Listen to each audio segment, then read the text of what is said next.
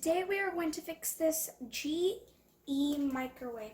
It's about 1 year old. Here's the model number.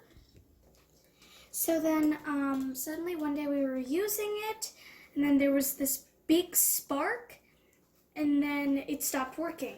So we thought it died. So then we decided to replace it. But before replacing it, my dad decided to dig in deeper to see if this is fixable. And it turns out we can fix the microwave. We need to unplug the cable for the microwave. Now we've unplugged it, the next step is to remove this piece right here. After that, we'll have to remove this piece. So as you can see, we've removed this piece and we've removed this one too. The next step is to remove this piece. So as you can see here, we have removed this piece, the grill,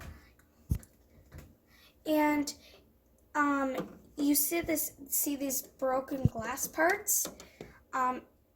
My dad's gonna deal with those wires and that stuff. So it's that glass part right there that we need to replace, and that's called the fuse. My dad vacuumed that area and took out the fuse. So as you can see here, we've bought these new fuses online, and we're going to use one of them to replace the old one. We've replaced the fuse, as you can see, and now we've replaced the grill. And now we've replaced the controller, so we're going to test the microwave.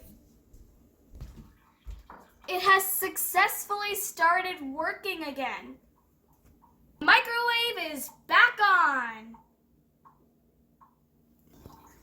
And now we are going to replace that piece.